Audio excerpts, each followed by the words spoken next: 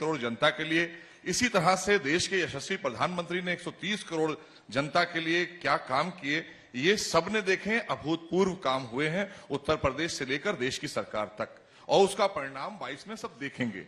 हम चुनाव मोड से कभी बाहर नहीं हुए। भारतीय जनता पार्टी देश के लिए समर्पित पार्टी है, भारतीय जनता के लिए काम करती है। हम किसी परिवार, किसी निजी स्वार्थ के लिए सरकार में नहीं आते हैं, इसलिए हमारे सामने कोई संशय या शंका नहीं है कि हम सरकार फिर से बनाएंगे कि नहीं बनाएंगे। ये वो लोग तय करें जो सरकार से बाहर हैं, और वो क्या कहकर सरकार जनता के बीच में जाएंगे ये वो बताएं जनता को। मैं ये जानना चाहता हूं कि जिनके कार्यकाल में भ्रष्टाचार, गुंडाराज, बलात्कार क्या नहीं हुआ है। आप एक हाथरस और उसकी बात कर रही हैं। हमारी सरकार में, आदरणीय योगी जी की सरकार में तुरंत कार्रवाई हुई है, कानून का राज स्थापित हुआ है, भ्रष्टाचार पर अंकुश लगा है, देश से लेकर उत्तर प्रदेश तक। तो हमने जो अभूतपूर्व कार्य किए हैं, हमें पूरा इत्मीनान है, पूरे यकीन के साथ हम कह सकते हैं प्रदेश की जनता ईमानदारी के साथ में अगर निर्णय करेगी तो हम प्रचंड बहुमत लेकर फिर से वापस सरकार में उत्तर प्रदेश में आएंगे। आराधना जी, एक बार शुरुआती कमेंट सबसे लेते हैं, फिर इलेक्शन मोड पे जरा इनसे पूछा जाएगा कि सरकार का इलेक्शन मोड में रहना कितना अच्छा है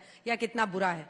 लेकिन आराधना मिश्रा जी, आप तलवार तानिए हाथ में, लेकिन जमीनी हकीकत तो कांग्रेस पार्टी को देखनी पड़ेगी ना। आप ही के क्षेत्र में 3 ब्लॉक, मैं पंचायत चुनाव की बात कर रही हूं, 3 ब्लॉक आपके क्षेत्र में, आराधना मिश्रा के क्षेत्र में, दीपक सिंह एमएलसी के क्षेत्र में, अमेठी में 1। इसके अलावा आप पंचायत चुनाव में भी कुछ नहीं कर पा रहे हैं और आप सपना देख रहे हैं कि असेंबली जीतेंगे। कैसे और क्यों? अंजना जी, मैं आपको शायद इंफॉर्मेशन को मैं करेक्ट करना चाहती हूँ कि पंचायत चुनाव में लगभग 63 जिला पंचायत के सदस्य कांग्रेस समर्थित जीते थे। इसके अलावा कुछ और इंडिपेंडेंट थे जो बाद में कांग्रेस में शामिल हुए। मैं सिर्फ इतना कहना चाहूंगी कि बहुत लंबा समय रहा है, हम सत्ता से बाहर रहे, इससे हम इनकार नहीं कर सकते, और ये जनता का विश्वास और अविश्वास की बात थी।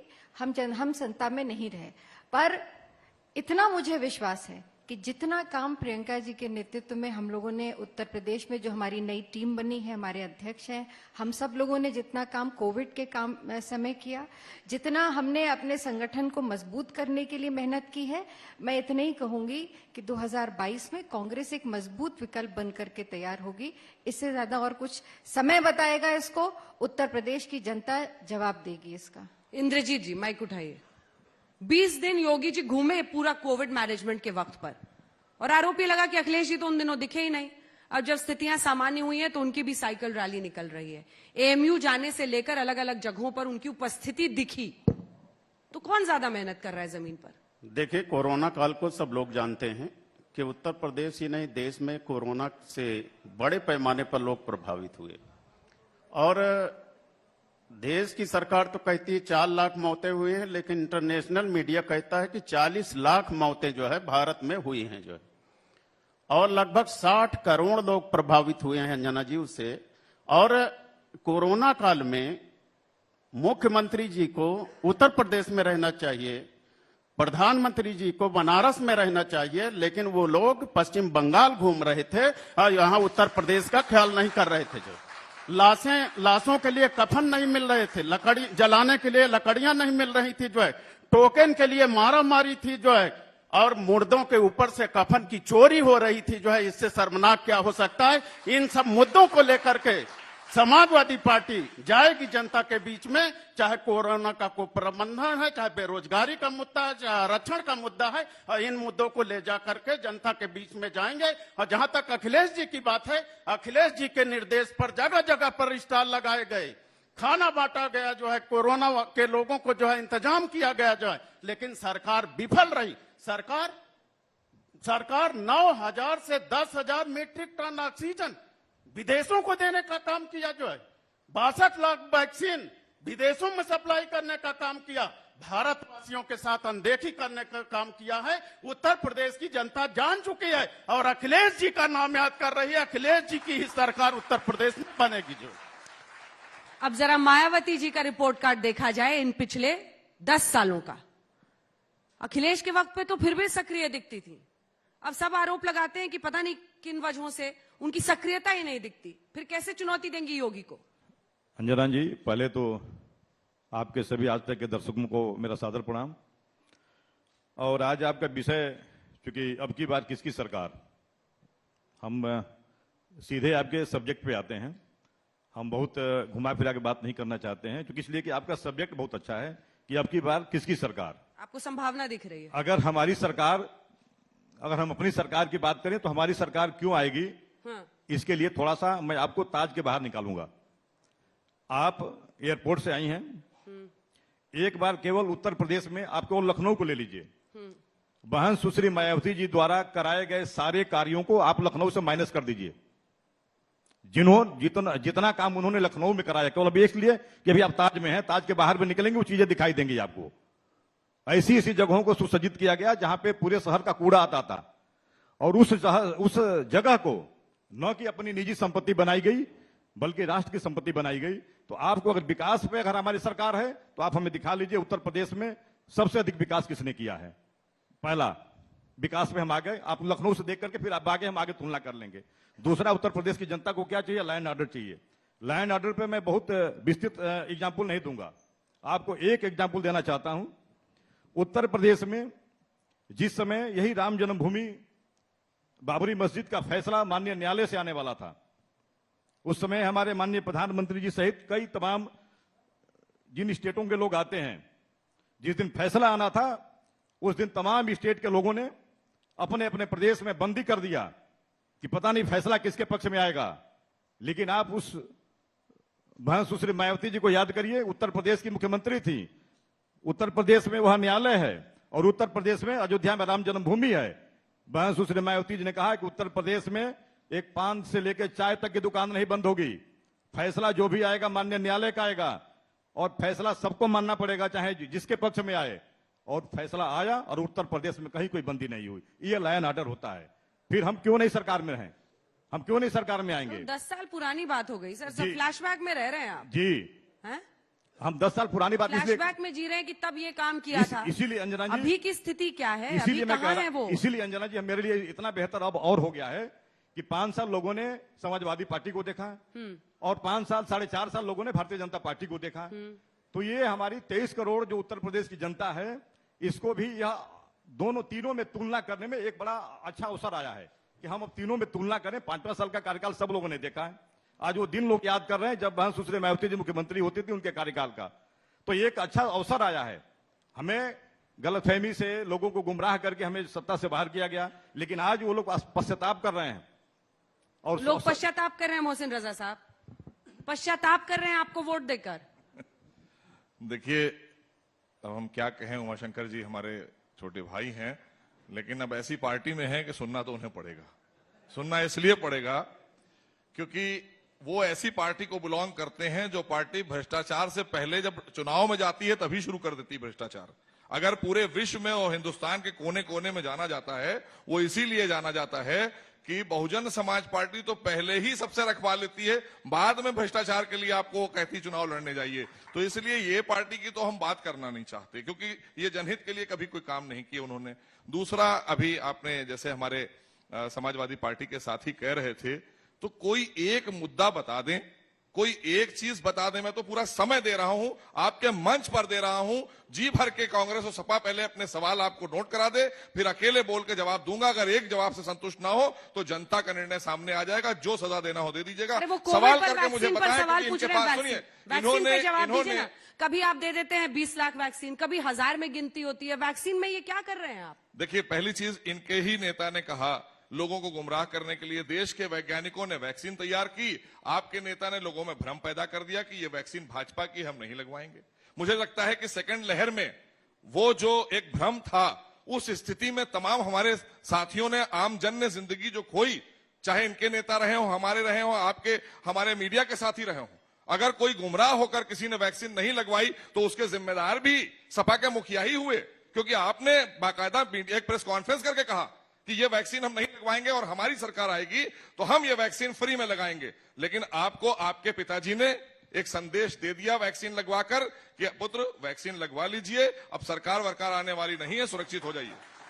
अंजना जी ने वैक्सीन लगवा ली। अंजना जी, इसको साइलेंट कर दीजिएगा। ये जो साइलेंट अलायंस चल रहा है इसको एडिट करा दीजिएगा। बहुत ज्यादा ये बाहर चला गया तो जो साइलेंट अलायंस है ये बंद हो जाएगी। दोनों जी का जो साइलेंट अलायंस है दरअसल अंजना जी, हाँ, अखिलेश जी ने वैक्सीन लगा ली सर। समाजवादी पार्टी कभी भी वैक्सीन के खिलाफ नहीं है और समाजवादी पार्टी तो बीजेपी की वैक्सीन क्यों बोली फिर? कहती है, समाजवादी पार्टी के नेता कह चुके हैं, माननीय अखिलेश जी भी कह रहे हैं वैक्सीन लगवाना चाहिए, माननीय नेताजी ने भी लगवाया। वैक्सीन इनके पास है ही नहीं है। ये लोग कह रहे हैं कि उत्तर प्रदेश वैक्सीन नंबर 1 पर है। मैं आपको बता दूं, जो है मेरे पास आंकड़े हैं 24%। प्रभु 24 एक second, Anjana please ji, do not disturb the guest. Anjana ji, यहाँ के लोगों को बोलने दीजिए।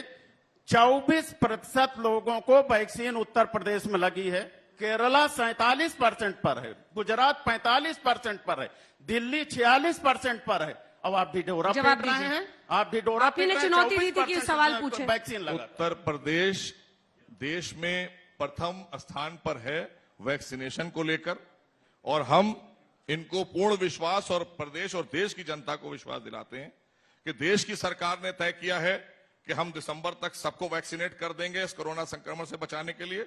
और उत्तर प्रदेश में आदरणीय योगी जी ने साफ कर दिया है कि हम दिसंबर तक सबको वैक्सीनेट करके सुरक्षित कर देंगे। हम कोरोना की जंग को लड़कर जीतेंगे, देशवासी जीतेंगे। ऐसा संकल्प भारतीय जनता पार्टी के नेताओं का है, हम उसको पूर्ण करेंगे। दरअसल भारतीय जनता पार्टी जो है कंफ्यूज पार्टी है, और ये सरकार भी कंफ्यूज है। जो है कभी कुछ आंकड़े बताती है, कभी कुछ आंकड़े बताती है। इनके मुख्यमंत्री कंफ्यूज हैं, प्रधानमंत्री जी भी कंफ्यूज हैं। कभी 15 लाख रुपए देने का वादा करते हैं, कभी 15 लाख देने का वादा करते हैं, अब नहीं देते। जो है जनधन खातों में जो है पैसा नहीं पहुंचाते। जो है 70 लाख नौकरियां देने का वादा करते हैं।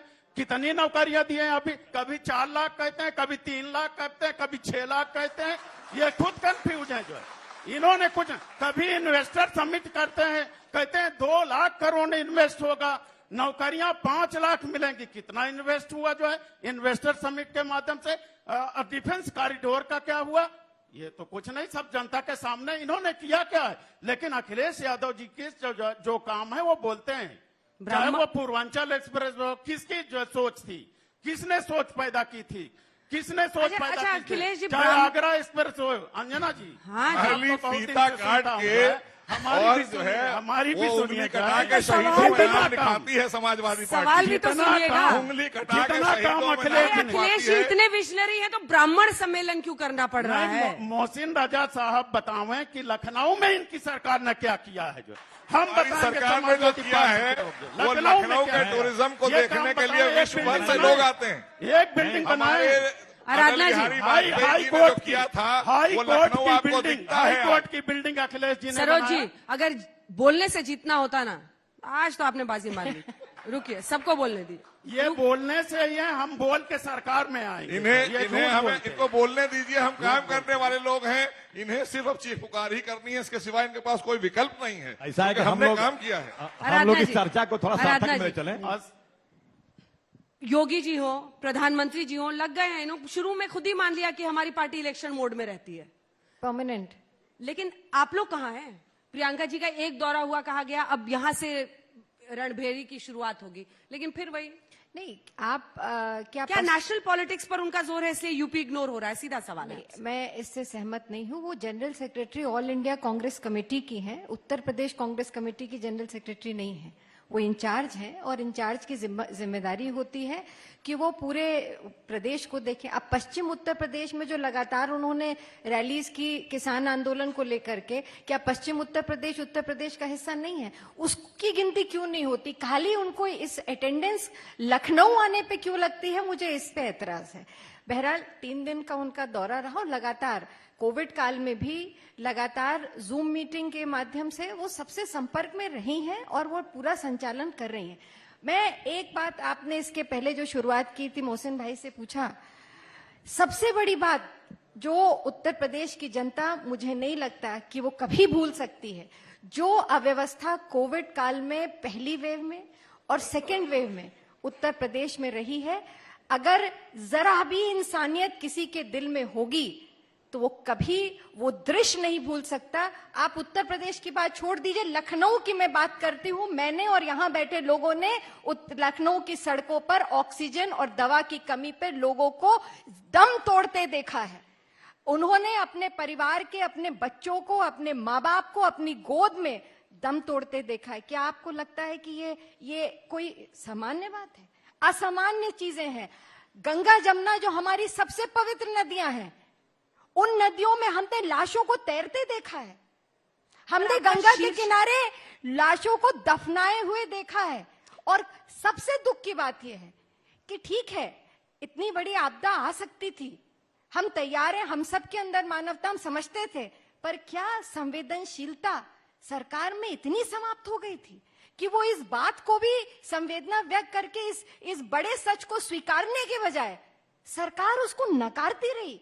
ये संवेदनहीनता सबसे बड़ा नुकसान और सबसे बड़ा धोखा जो उत्तर प्रदेश की जनता को दिया है, चाहे वो प्रधानमंत्री जी हो और चाहे वो उत्तर प्रदेश के मुख्यमंत्री जी हो। मैं मानती हूं इसके लिए उत्तर प्रदेश की जनता कभी उनको माफ करने वाली नहीं है। उमाशंकर जी, मिल के लड़ने का फिर क्यों नहीं सोचते हैं? अंजना जी, हाथ जल गए। अंजना जी, हम 2007 में अकेले लड़े थे और पूर्ण बहुमत की सरकार बनाए थे। थोड़ा सा चूंकि जो हमारे बड़े भाई आदरणीय सरोज जी और मोहसिन भाई, चूंकि कोविड मैनेजमेंट पे जो चर्चा हो रही थी, मैं बहुत संक्षेप में, क्योंकि मैं नहीं चाहता कि हम लोग यहाँ पे आपस में हम लोग एक ऐसा यहाँ से संदेश दें, एक तार्किक ऐसा यहाँ से निष्कर्ष निकालें कि हमें आगे आने वाले दिनों में हमारी इस देश की जनता को, हमारे प्रदेश की जनता को इसका सामना पुनः न करना पड़े। नो डाउट परेशानी प्रदेश में बहुत बड़ी आई थी, पूरे देश में नहीं पूरे विश्व में आई थी। मैं तो इतना ही कहूंगा मोहसिन भाई से कि हमें लड़ने झगड़ने से बेहतर यह होगा कि हम ऐसी स्ट्रेटजी बनाएं कि कहीं खुदा न खास्ता अगर हमारी तीसरी वेव आ जाए तो हम इससे कैसे निपटेंगे। हमें पहली वेव आई तो ये कोई नहीं, मैं आरोप प्रत्यारोप की ये मंच नहीं है।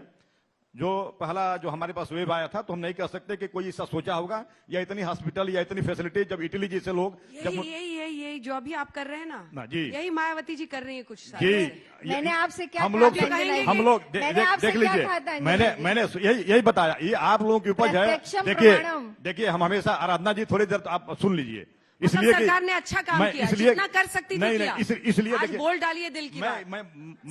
मैं उसी पे बता रहा हूँ अंजना जी, सामने रहे। अंजना जी, मैं रोज आपको भी सुनता हूँ, आप भी क्या बोलती हैं, आज मेरा सुन लीजिए आप।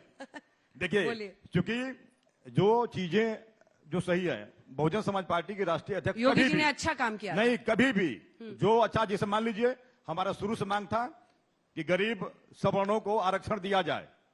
बहुजन समाज पार्टी जब उत्तर प्रदेश सरकार में थी तो बहन सुश्री मायावती जी ने यहां से अपने हाउस से पास करा के दिल्ली सरकार को भेजा था। उस समय यही आदरणीय आराधना मिश्रा जी की सरकार थी, उन लोगों ने नहीं लागू किया। आज भारतीय जनता पार्टी उसको लागू की तो हमने उसकी सराहना की। जो गलत होता है खोल के रख दिया इन्होंने, जो सही काम होता है उसकी सराहना करते हैं। योगी जी ने अच्छा काम रह गया विकास की बात। अभी हमारे आदरणीय सरोज जी ने कहा कि हम आगरा एक्सप्रेसवे की उत्पत्ति बहन सुश्री मायावती जी ने जमुना एक्सप्रेसवे से शुरू किया था। और वो जमुना एक्सप्रेसवे जिसमें उत्तर प्रदेश सरकार का एक कौड़ी नहीं लगा है। ये दोनों सरकार, चाहे भारतीय जनता पार्टी की सरकार हो, चाहे आदरणीय अखिलेश जी की सरकार रही हो, जब इन्होंने एक्सप्रेसवे के लिए बिड निकाला, अब सुन लीजिए, ये भूल रहे हैं, ये उस समय थे वहां, ये मैदान से ये उस समय थे वहां।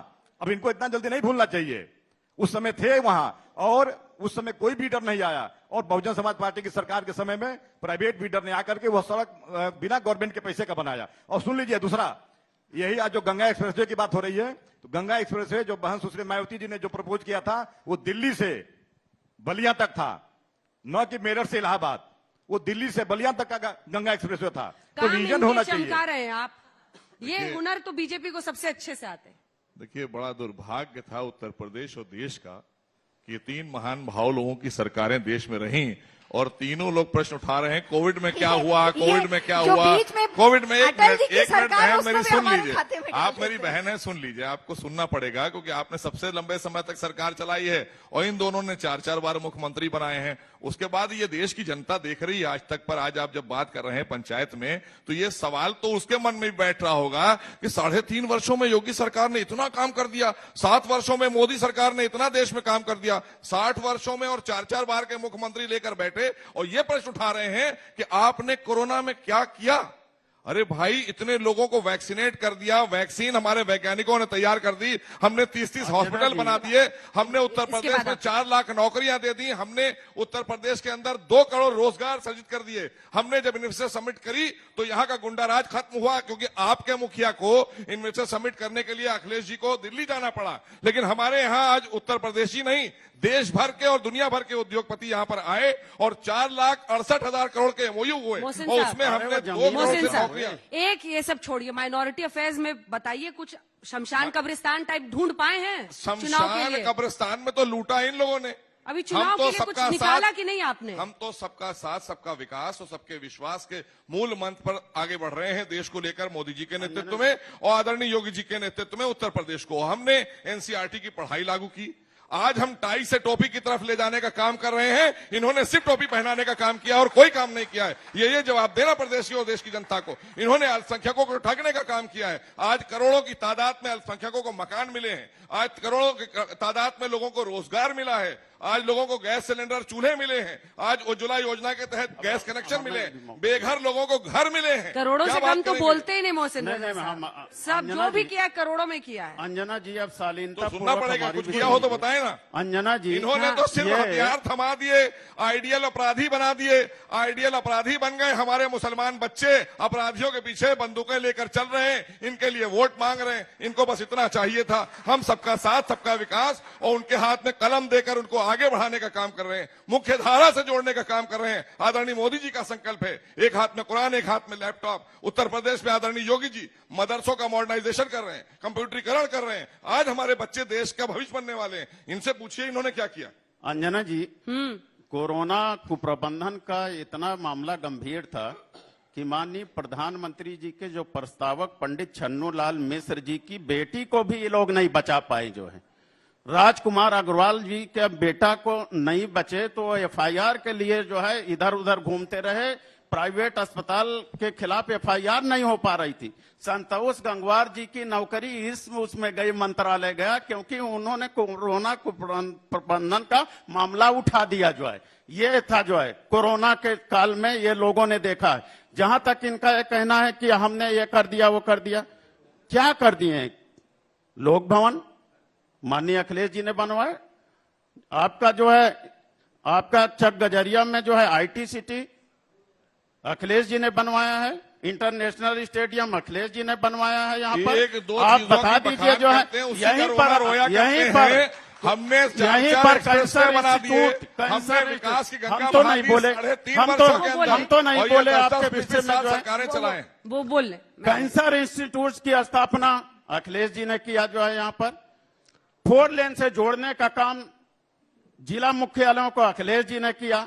लोहिया आवास 3.25 लाख का अखिलेश जी ने देने का काम किया। ये कह रहे हैं कि गैस चूल्हा, वो ज्वाला गैस जब इन्होंने बांटा था 450 रुपया का सिलेंडर, आज 900 का सारे के सारे लोगों ने रख दिया है। जो है इस हाल में देश और प्रदेश को पहुंचाने वाले आप लोग हैं। लौटाया, आपने ही प्रदेश और देश को इस स्थिति में पहुंचाने का काम किया है। आपके समय में, हो या देश में कांग्रेस हमें बोलने नहीं दीजिए ना। आप लोगों ने देश में को कहां लाकर डाला था, आज देश विकास की तरफ बढ़ रहा है। आपके समय में आज आदरणीय मोदी जी के नेतृत्व में महंगाई उत्तर पर कैसे प्रदेश में आंखें बंद कर आदरणीय लेगा कोई? महंगाई पर कैसे लोग आंख बंद कर लेगा? आप कितनी पैकेजिंग कर दीजिएगा? समय में पेट्रोल डीजल की कीमत समझ रहे हैं आप कहाँ पहुंची हुई है? आज के समय में सेंचुरी मारी होती इनकी नहीं, सरकार के बाद। आज के समय में दुष्प्रचार के सिवा कुछ बचा नहीं। ये दुष्प्रचार क्योंकि कैसे है? सुन लीजिए, ये तो हकीकत आप ये है। बताइए, आप मुझे कीमत बताइए सर, इतने दिनों पेट्रोल तक की डीजल की अंजना कीमत जी, बताइए अभी मोहसिन रजा साहब। अध्यक्ष ने आज इस मोहसिन रजा साहब, बात सुन पेट्रोल लीजिए। डीजल की कीमत बताइए सर। ये दलितों पिछड़ों के हक पर डाका पेट्रोल डाल डीजल रहे की हैं। कीमत बताइए सर। तुष्टिकरण की बात करने अब देखिए लगे। कहाँ ले दलितों गए। पिछड़ों के हक पर डाका डाल रहे हैं आप। साथ सबका विकास करें। 69,000 भर्तियां हुई, 69,000 अभी टीचरों की भर्तियां हुई, एक एक और एक एक पिछड़े समाज को 4% सिर्फ आरक्षण मिला, 23% के साथ जाने वाली नहीं है। लोग जो है सड़क पर उतरे हुए हैं। अभी बांदा विश्वविद्यालय में जो भर्ती हुई, कौन लोग गए?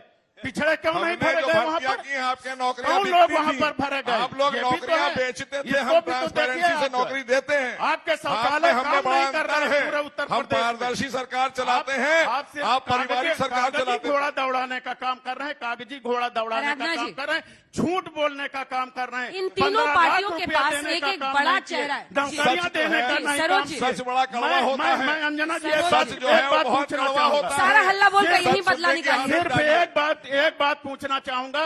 2015 में जेटली जी ने कहा था कि हम जातिगत जनगणना कराएंगे, और जो 2011 में जातिगत जनगणना हुई थी उसको जो है पब्लिश करेंगे। क्या भारतीय जनता पार्टी की केंद्र की सरकार जो जनगणना संभावित है, अब वो जनगणना आप लोग होने इस- वाली है, उसमें अब जातिगत जाल भट्टा जनगणना आपका करा प्रदेश करके और देश की जिसकी जनता जितनी देख चुकी संख्या है। भारी ये उसकी भाषण उतनी का मंच हिस्सेदारी नहीं है। सुनिश्चित करने का यहाँ काम जनता करेंगे। को पूरी ये बात बताते तो हैं, बताइए। अगर ये भाषण देने का मंच नहीं है। यहाँ पर अपनी बातें बताइए। अब आपके छलावे में आने वाली नहीं है, आपके भ्रष्टाचार और गुंडाराज में आने वाली नहीं जाति है। से बाहर प्रदेश में। निकलिए ही मत। आराधना जी, तीनों पार्टियों के पास एक एक बड़ा चेहरा है। क्या प्रियंका जी को सीएम कैंडिडेट के तौर पर आपकी पार्टी प्रोजेक्ट करेगी, अगर जान फूकने की बात सोच रही है कांग्रेस तो?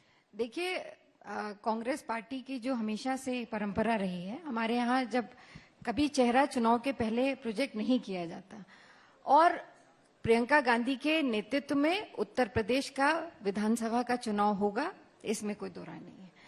जहां तक अभी आपने महंगाई की बात की, हमारे भाई ने उस पर काफी अपनी बात कही। मैं आपको याद दिलाना चाहती हूँ, शायद मोहसिन जी ने अभी वो आपका कार्यक्रम नहीं देखा होगा। इसी मंच पर भारतीय जनता पार्टी के अध्यक्ष ने कहा कि कहीं भी महंगाई नहीं है। मैं ये जानना चाहती हूँ, ये भी तो कह रहे हैं कि सब छलावा है, पर दिक्कत तो ये कि जनता को आपको बताना है भाई कि सेंचुरी के आगे पहुंच चुकी है पेट्रोल की जनता कीमत। को बताने की जरूरत है। जब ये हमारे नौजवान भाई पेट्रोल डलाने मोटरसाइकिल में जाते होंगे और 100 रुपए के ऊपर जेब से निकाल करके देते होंगे, तो उनको बताने की जरूरत नहीं। अब ये नहीं बताएंगे, अब जनता इनको बताएगी। जब सब्जी खरीदने महिलाएं जाती हैं घर की रसोई को तैयार करने के लिए, और जब वो उनके आंख से आंसू निकलते हैं, वो अब ये नहीं बताएंगे। उज्ज्वला योजना की बात करते हैं। यही तो कहा था, मुझे याद है प्रधानमंत्री जी ने, कि ये योजना महिलाओं के जो चूल्हा फूकने से जो धुएं से आंसू निकलता है, उसको पोंछने के लिए उज्ज्वला योजना लाई है। मैं पूछना चाहती हूँ, मैं भी एक महिला हूँ, 900 रुपए में जब गैस आती है, तो वो जो आंसू महिला के निकल रहे हैं, उसको प्रधानमंत्री जी पूछेंगे कि नहीं पूछेंगे? मैं ये सवाल पूछना जवाब दीजिए मोहसिन साहब। देखिए, पहली चीज तो बहुत अच्छा सवाल हमारी बहन ने किया, और मैं चाहूंगा तमाम और बहनें भी करोड़ों इस चैनल को देख रही होंगी। कांग्रेस की तरफ से ये सवाल आया, हमारी बहन ने ये सवाल उठाया, तो क्यों नहीं पूछ सकती मैं कांग्रेस? नहीं पूछे, अच्छी बात है। हाँ। अच्छी बात है, मैं जवाब भी दे रहा हूं और एक सवाल भी दे रहा हूं कि जिनकी मानसिकता कभी ये नहीं बनी कि हम अपनी बहनों को, अपने बुजुर्गों को सड़क पर शौच करने से रोक सकें, एक इज्जत घर न दे सके, वो देश को क्या दे सकते हैं? 60-70 वर्षों तक जिसने देश के लोगों को सड़क पर बैठाला है शौच करने के लिए, वो हमसे विकास की बात पर क्या बात करेंगे? ये यूपीए जिनकी सरकार मानसिकता की ही नहीं रही हो, योजना थी, उन्होंने और पूरे ये योजना हमारी बहनों कांग्रेस को, पार्टी ही बुजुर्गों लेकर के आई को, थी। नौजवानों को मजबूर किया खेतों में शौच करने के लिए, सड़कों पर शौच करने के लिए। हमारी बहनें किस तरह से बेचारी शिकार हुई अपराध का। इन्होंने इतनी सोच तो रखी मतलब नहीं अपराध कि एक समाप्त हो गया। शौचालय दे देते, इंद्रजीत एक जी, शौचालय देने की सोच नहीं थी कांग्रेस की। उन्नाव, आज किस मुंह से कांग्रेस बात करना चाहती है? शाहजहांपुर की घटना, कांग्रेस इंद्रजीत को जी, कोई इसका देखो, मतलब ये भी वो भी शौच ये जो को सहयोगी नहीं दल है, ये भी उसमें शरीक नहीं, है। समझिए, इन्होंने सवाल को नहीं समझिए, किया। मुद्दे ये पर छोटी आइए बात पहले। नहीं है। इंद्रजीत जी, सिर्फ अंजना बोलने जी, से ये नहीं बहुत होगा। छोटी बात नहीं आपको है। मोदी और योगी से मुकाबला करना है। बढ़ती कीमत को छलावा बोल के निकल लेते हैं। आप समझ रहे हैं मैं क्या कह रही हूं? बढ़ती कीमत को छलावा बोल के निकल लेते हैं, और जो समर्थन में खड़े हैं वो खड़े रह जाते हैं। ये आपको इस तिलिस्म को तोड़ना है।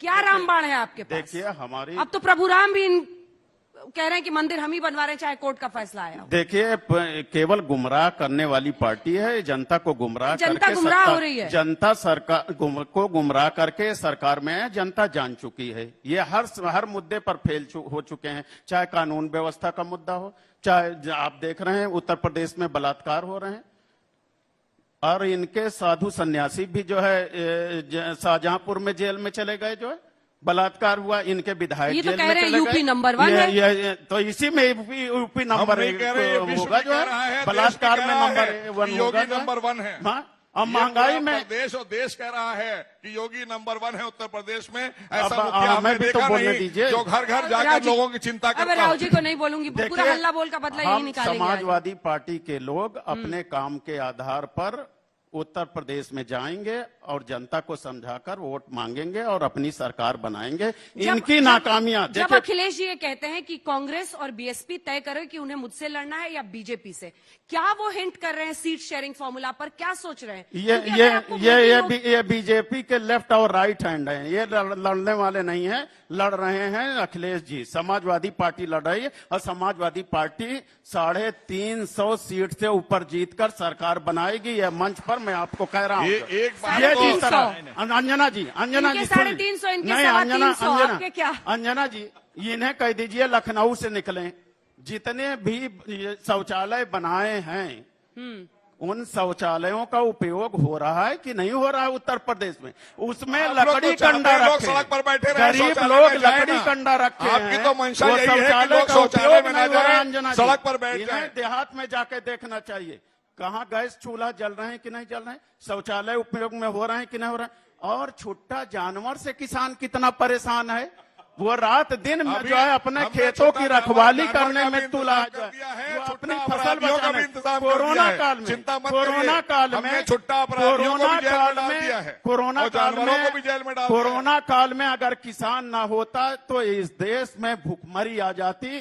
किसानों ने ही संभाला है और किसानों को ये इन्होंने सौगात दिया है कि 9 महीने से वो दिल्ली के चारों तरफ डेरा डाले पड़े हैं, चाहे बरसात हो चाहे गर्मी और हो उल्टा, और चाहे उल्टा मोहसिन सर्दी साहब। हो। हाँ, आप ही का 550 किसान जो है जी। मर चुके हैं और उनको जो है ठीक है। दिल्ली जाने इस- से और कीले बिछाने का बीजेपी काम यूपी इस ये सरकार ट्वीट ने किया। करती है कार्टून के जरिए कि यहाँ मत आओ, आपको योगी जी ऐसे बाल पकड़ के खींच देंगे बाहर।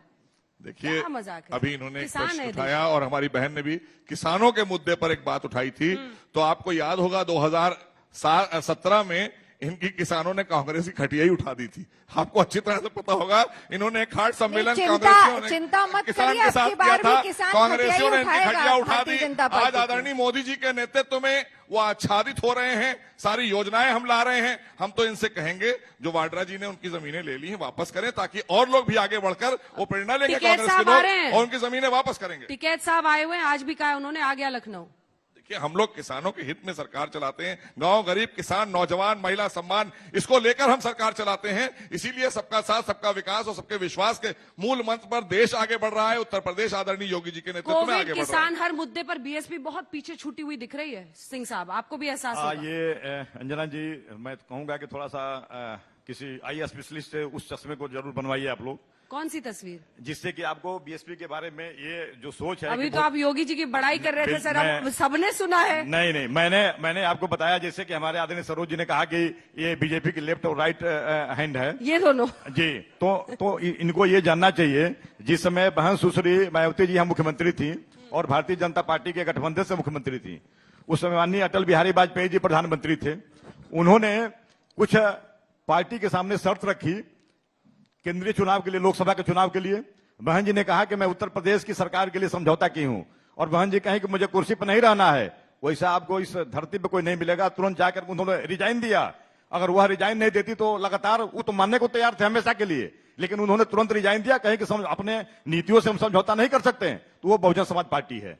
इनके कहने से, चूंकि अब ये जरूर है कि आज अब दूसरे जगह है तो दूसरी बात बोलेंगे, कल तीसरे जगह रहेंगे तीसरी बात बोलेंगे।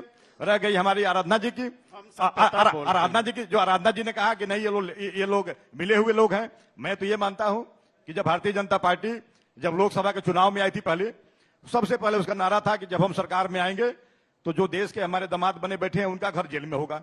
मैं तो देख रहा हूं 7 साल बीत गया, मैं तो कहूंगा कि समझौता इनका हुआ है। आज तक वो जेल में नहीं गए, आज तक एक FIR नहीं हुआ। किसका समझौता? हमारा समझौता है कि कांग्रेस का समझौता है? आराधना जी बोले, फिर लास्ट में जवाब दीजिएगा। मैं एक बात कहना चाहती हूँ पूरी जिम्मेदारी से कि कांग्रेस वो पार्टी है जिसने आजादी के आंदोलन में देश के लिए लड़ाई करी, आजादी के लिए लड़ाई करी, और उस वक्त भी RSS जैसी संगठन ने हमेशा अंग्रेजों के साथ काम किया, उनके साथ हाथ मिला किया। इससे मुझे कहने में कोई गुरेज नहीं है, और मैं पूरी जिम्मेदारी से ये बात आज आपके मंच से कहना चाहती हूँ। कांग्रेस पार्टी ने हमेशा इस विचारधारा के साथ लड़ाई की है कि भारतीय जो हमारा देश है, हम इस देश को बनाने के लिए लड़े हैं और लड़ते रहेंगे, अपनी अंतिम सांस तक लड़ते रहेंगे। एक सेकेंड अंजना जी। दूसरी बात, जहां हमारे समाजवादी पार्टी के बहुत वरिष्ठ मैं इनका बहुत सम्मान करती हूं, जहां इन्होंने कहा कि कांग्रेस पार्टी भारतीय जनता पार्टी के साथ मिली है, मैं इस पे एक टिप्पणी करना चाहती हूं। मैं करना नहीं चाहती थी, पर पार्लियामेंट में बहुत वरिष्ठ नेतृत्व ने मोदी जी की भी तारीफ की थी, मैं याद दिलाना चाहती हूं। तो इस बात पे कतई पूरी जिम्मेदारी से मैं कहूंगी, संरक्षक बन चुके हैं। थोड़ा से समझिए। मुलायम जी पर थोड़ा सा तो थोड़ा मुलायम से- होना पड़ेगा। कांग्रेस हमेशा लड़ी है इन ताकतों फिर के आप खिलाफ रुकते कहाँ हैं और सर? लड़ी। मैं ये आपकी कहना ट्रेन चलती चाहता है तो हूं, रुकते नहीं आप। आजादी के बाद दो से लाइन। आजादी के बाद से हाँ। कांग्रेस पार्टी की हुकूमत थी। कांग्रेस ने दलितों और पिछड़ों के लिए इस देश में कुछ भी नहीं किया। मैं आपको एक मिनट नहीं, आप लोग मंच पे साबित कर रहे हैं कि कैसे पावरफुल होंगे, आपस में ही भिड़ रहे हैं। संविधान के अनुच्छेद 340 के तहत बाबा साहब अम्बेडकर जी ने प्रावधान किया था जी। कि पिछड़ों की माली हालात को आंकने के लिए एक आयोग का गठन होगा। आयोग का गठन 1953 में हुआ काका कालेलकर के नाम से। उन्होंने 55 में अपनी रिपोर्ट सौंप दिया जी। तत्कालीन प्रधानमंत्री नेहरू जी को। उन्होंने उस आयोग की रिपोर्ट को रद्दी की टोकरी में फेंक दिया। सुन लीजिए, 78 में जनता पार्टी की सरकार ने मंडल कमीशन आयोग का गठन किया। 80 में इंदिरा जी को सौंपा, रद्दी की टोकरी में फेंक दिया। कांग्रेस ने दलितों और पिछड़ों के लिए नहीं किया। गैर कांग्रेसी सरकार, गैर भाजपाई सरकार जब विश्वनाथ प्रताप सिंह के नेतृत्व में आई तो 1990 में पिछड़ों को 27% आरक्षण देने का काम अगर किया। दलितों ना और भाजपा ने बैकवर्ड किया, ना कांग्रेस कम्युनिटी ने ने उनके किया। अधिकारों की जल्दी से लड़ाई जवाब लड़ी है तो केवल कांग्रेस पार्टी ने लड़ी एक है। ही आदमी इस मुस्कुरा रहा है। संविधान इसका भाजपा जीता के जाता लोग उदाहरण। जब अब एक रजा साहब भी मुस्कुरा रहे हैं। जल्दी से। 27% आरक्षण जब मिला था तो यही भारतीय जनता पार्टी के लोग आग लगाकर जल रहे थे, मर रहे थे, कह रहे थे पिछड़ों को आरक्षण वक्त की नहीं कमी देंगे। है, वक्त की कमी। आज ये आपने पिछड़ों कम के से कम हितैषी आज बने। प्रदेश और देश की जनता ने देखा कि ये लोग किस लिए लड़ रहे हैं। ये सिर्फ निजी स्वार्थों के लिए, परिवार के लिए लड़ने वाले लोग हैं। और आप हम सत्ता देश के के लिए और देश की जनता के लिए लड़ने वाले और हैं। आप- भारतीय जनता पार्टी सबका साथ, सबका विकास और सबके आप विश्वास सभी के का लिए बहुत लड़ रहे हैं। धन्यवाद हम हमारे सब साथ को मंच पर मुख्य आने धारा से जोड़ने का इनका काम करते हैं। परिवारवाद और बता दें क्या? आप- इनका ये परिवारवाद सतत बता विकास से दें। भागे। इन्होंने सबको ये समेट लिया है। परिवारवाद बता दें। बीजेपी वॉशिंग मशीन है, विधायक जो आता है भागे, धुल ये जाता है। आए बहुत नहीं, धन्यवाद विकास की बात कर रहे हैं। बहुत धन्यवाद आप सभी का। अगले सेशन के लिए हम रुक रहे हैं। बहुत धन्यवाद। ये तो मानते हैं कि वॉशिंग मशीन है, सब धुल जाता है यहाँ आकर। बहुत धन्यवाद आप। लेकिन बीएसपी परिवारवाद से बात